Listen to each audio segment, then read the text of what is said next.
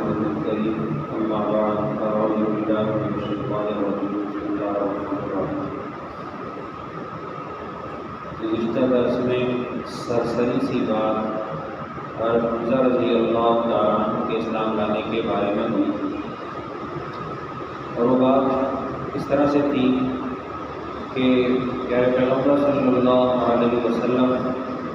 کوہ صفا کو کہتے ہیں پہاڑ کو، صفا پہاڑی کے اوپر کی طرف سے آپ گزر رہے تھے، اتفاق سے وہاں پر ابو جہل بھی آ نکلا۔ ابو جہل اسلام کا پکا دشمن تھا، سرداران قریش میں شمار بھی ہوتا تھا، ضد اور ہٹدرمی میں اپنی مثال آپ تھا۔ نام اس کا عمر بن ہشام ہے۔ اس شخص نے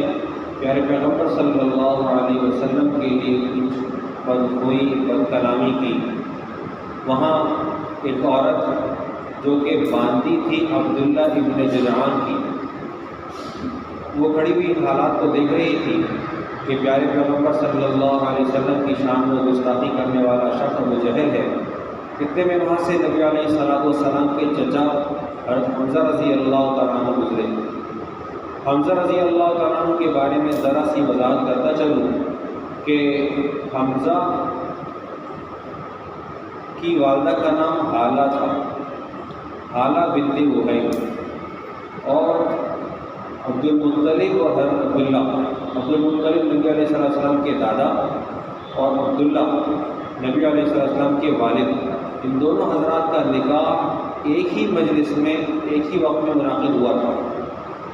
عبداللہ کی سلب سے پیارے پیغمبر صلی اللہ علیہ وسلم متولد ہوئے، اور آمنہ کو نبی علیہ السلام کی والدہ ماجدہ ہونے کا اعزاز حاصل ہوا، اور خالہ کے بطن سے حضرت حمزہ وجود میں آئے تھے، اور اللہ رب العزت نے ان کو اسلام سے سرفراز فرمایا۔ لیکن کن کیفیات میں؟ وہ کیفیات ایسی تھیں کہ حمزہ رضی اللہ عنہ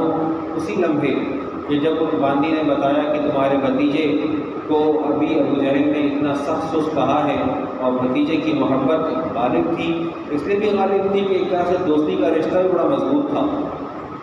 عمر میں بھی ان کو قریب قریب تھے، تو حمزہ رضی اللہ عنہ اسی وقت تشریف لے گئے۔ جا کر دیکھا کہ حرم کی حدود میں ابو جہل بیٹھا ہے،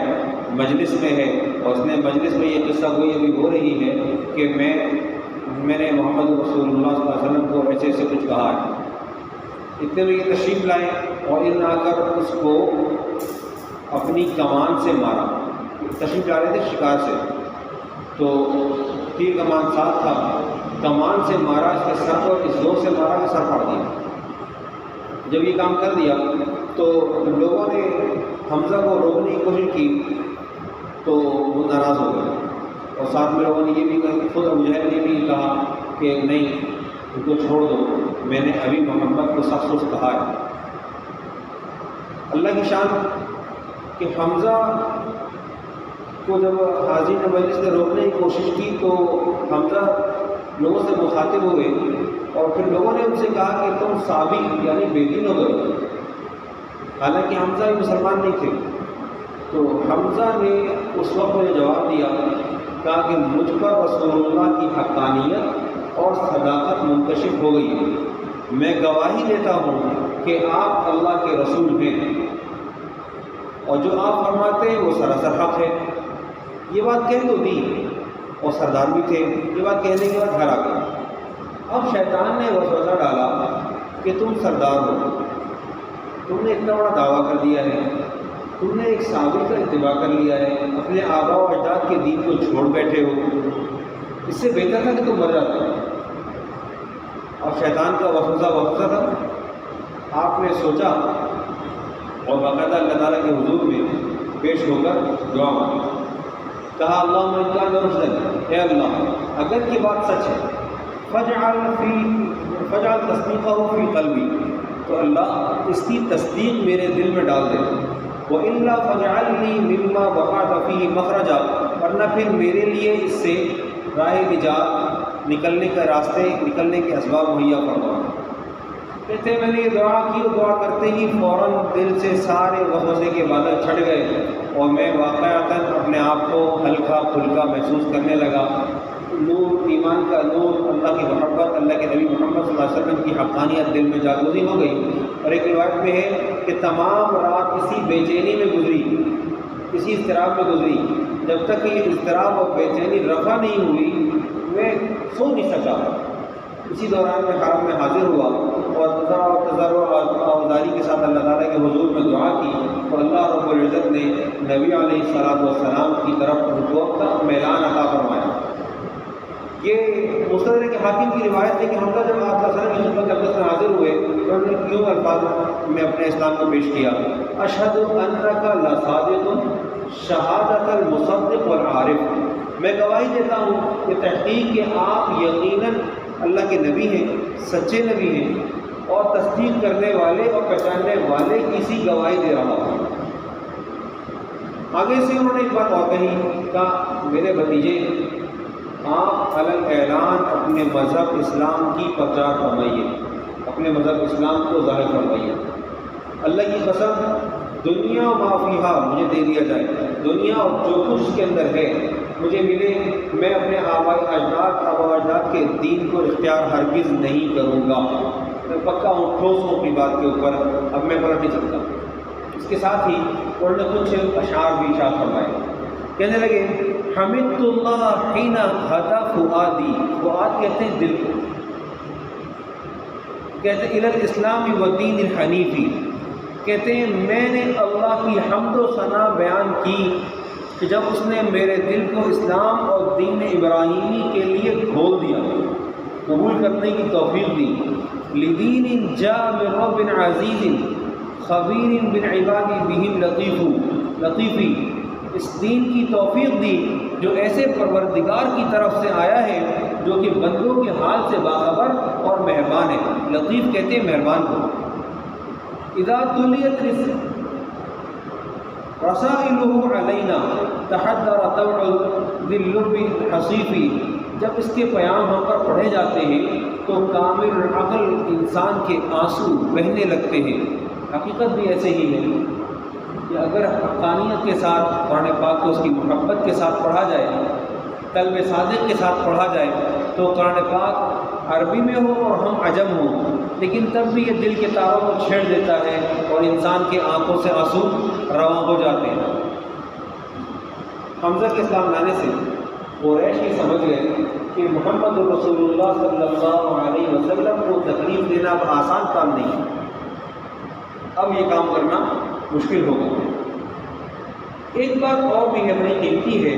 کہ عبداللہ ابن جدعان کی باندی نے حمزہ سے ابو جہل کے سخت سست کہنے کے بارے میں جو شکایت کی ہے، جو بیان کیا واقعہ، تو حمزہ کو جو غیظ و غضب واقع ہوا، جو غصہ آیا اور انہوں نے اس غصے میں جا کر اپنے آپ کو پیش کیا، مجمع کے اندر ابو جہل کو مارا اور یوں کہا کہ میں اسلام لایا ہوں، میں اس صحابی کے دین کو قبول کر چکا ہوں۔ اس زمانے میں لوگ نبی علیہ السلام کو صحابی کہتے تھے، کبھی شاعر کہتے تھے، کبھی مجنون کہتے تھے، کبھی کاذب کہتے تھے، کبھی کاہن کہتے تھے، کبھی ساحر کہتے تھے، مختلف الفاظ تھے۔ سیرت ابن ہشام میں، مستدرک حاکم میں اور علوم الاثر کے اندر لکھا ہے کہ ان کا غیظ و غضب جو تھا، اس سے اللہ رب العزت نے قیامت کا ظہور فرمانا تھا۔ فاحتمل الغضب لما اراد اللہ به من کرامته، اللہ نے ان کو جب عزت دینے کا، شرف دینے کا فیصلہ فرمایا تو اس وقت میں ان کے کام ان کا غصہ آیا، بھتیجے کی محبت میں جو غصہ کیا وہ غصہ ان کے کام آیا۔ ہم یہ بات سمجھیں کہ جب اللہ رب العزت کسی کی ہدایت کا فیصلہ فرما لے تو صرف نقل اتار لینا بھی کافی ہوا کرتا ہے۔ اس بارے میں 2-3 واقعات پیش کر سکتا ہوں۔ ایک واقعہ موسیٰ علیہ السلام کے سامنے جب ساحر پیش ہوئے، جادوگر پیش ہوئے، ان لوگوں نے اپنے آپ کو پیش کیا تو موسیٰ علیہ السلام کے حال حلیے کو اپنا کر آئے۔ لبادہ وہی موسیٰ والا تھا، چوغا اسی طرح پہنا ہوا تھا، رسیاں وغیرہ ان کے ہاتھ ویسے ہی تھی، گھر میں جادو آئے تھے، لیکن ان کی مماثلت اختیار کرنے کی وجہ سے اللہ نے ان کو اسلام کی نعمت سے مالا مال فرمایا۔ اس زمانے کا اسلام وہی تھا جو موسیٰ علیہ السلام کی نبوت پر ایمان لایا تھا۔ ایک بات، ایک آدمی نے بادشاہ کو چیلنج کیا ہارون رشید کے زمانے کے بعد کہ میں تمہیں لوٹ کر دکھاؤں گا، تم کو میں بیوقوف بناؤں گا، تم سے میں تمہاری بیٹی مانگ لوں گا۔ اس زمانے میں بادشاہوں کے درباروں میں پہنچنا آسان کام تھا اور اس زمانے میں انتہائی مشکل تھی۔ اس آدمی نے اس کو دھوکہ دینے کا تھا، یہ مسخرہ اور ٹھگ قسم کا آدمی 2-3 دفعہ گیا بادشاہ کے پاس تو بادشاہ اس کو پہچان گیا کہ تم بہروپیے ہو۔ اس نے کہا اچھا ٹھیک ہے، اب بادشاہ فرمایا آپ میرے پاس آئیں گے۔ اس نے بادشاہ کے محل کے سامنے کی طرف، محل کے پرلے طرف جا کر باقاعدہ ایک حجرہ بنایا، حجرے میں بیٹھا، اب آہوزاری کرنی شروع کی۔ کچھ دنوں کے بعد اس کی طلب کے اندر ایک بات پیدا ہوئی کہ جب میں عبادت کر ہی رہا ہوں تو بادشاہ کو دکھانے کے لیے کیوں کروں، میں شہنشاہ کو دکھانے کے لیے کروں، اللہ کو دکھانے کے لیے کروں۔ اللہ نے دل میں بات ڈال دی، لگ گیا، خاصا وقت گزرا، بادشاہ کہیں جنگ کے ارادے سے محل سے باہر نکلا۔ بادشاہ اسی نے کہا کہ تمہارے محل کے اس طرح سے گزرنے کے بعد فلاں فلاں راستے سے گزرو تو اس جگہ میں ایک بزرگ رہتے ہیں، ان سے دعا لیتے جانا۔ بادشاہ آیا، حاضری کی اجازت چاہیے، حاضری ہوئی، ملاقات ہوئی، اس نے کہا بادشاہ سلامت، پہچانے؟ نہیں پہچانا۔ دیکھیے اس وقت میں آیا تھا آپ کو دھوکہ دینے کے لیے، لیکن اب میں دھوکہ نہیں دے رہا اور آپ مجھے پہچانے بھی نہیں اور آپ میرے در پر آئے، لیکن حقیقت میں آپ میرے در پر نہیں آئے، پہلے آپ میرے پاس آئے تھے، اب آپ پہلے اللہ کے لیے آئے کہ میری دعا چاہیے، اور چونکہ میری نیت میں اخلاص تھا تو اللہ نے مجھ کو واپس اس نعمت سے مالا مال فرمایا کہ ہر چھوٹے اور بڑے کے اندر میرے لیے تعظیم پیدا فرمائی۔ ان الذین آمنوا وعملوا الصالحات سیجعل لهم الرحمن ودا، بے شک وہ لوگ جو ایمان لائے، عمل صالح کیے، اللہ ان کے لیے لوگوں کے دلوں میں احترام پیدا فرما دیتے ہیں۔ ودا وہ کہتے ہیں محبت کو، محبت پیدا فرما دیتے ہیں۔ تو اللہ رب العزت نے حمزہ کو کرامت عطا فرمانے کا ارادہ فرمایا تھا۔ اب اس سے ایک پہلو اور سمجھ میں آتا ہے کہ نبی علیہ السلام نے ارشاد فرمایا من احب للہ وابغض للہ فقد استکمل الایمان، جس نے اللہ کے لیے محبت کی اور اللہ کے لیے اپنے دل میں بغض پالا، تحقیق کہ اس نے ایمان کے مراحل کو، ایمان کے درجات کو پایا تکمیل تک پہنچا دیا۔ ایک آدمی کفر پر ہے، ہمیں اس کی انسانیت سے مخاصمت نہیں ہونی چاہیے، ہمیں اس کے کفر سے نفرت ہو سکتی ہے، اس کے وجود سے نفرت نہیں ہوتی۔ ہم اس سے بات کریں گے، اس کو اسلام کی دعوت دیں گے، اس کی ضرورت پوری کریں گے، ہمارا پڑوس ہے تو پڑوس نبھائیں گے، لیکن ہماری نفرت اس کے کفر سے ہے، اس کی ذات سے نہیں۔ ایک آدمی گناہ کرتا ہے، نعوذ باللہ وہ شراب خور ہے، شراب نوش ہے، ہمیں اس کے شراب پینے سے نفرت ہونی چاہیے، اس کی ذات سے نفرت نہیں ہونی چاہیے۔ ایک آدمی بد اخلاق ہے، اس کی بد اخلاقی سے نفرت ہو سکتی ہے، لیکن اس کے وجود سے نفرت نہیں ہوتی، منع ہے۔ تو اب اللہ رب العزت نے جب ایمان کے ترازو میں دونوں طرف سے برابری رکھی ہوتی ہے، جب ان کا ایک طرف پلہ دائیں والا اور ایک طرف بائیں والا، ایک طرف محبت والا اور ایک طرف نفرت والا، جب محبت والا حاوی ہوتا ہے تو انسان کے وجود سے اللہ کی محبت میں ایسے اعمال صادر ہوتے ہیں جن سے اللہ رب العزت راضی ہوا کرتے ہیں۔ اگلا موضوع جو ہمارا آئے گا انشاءاللہ،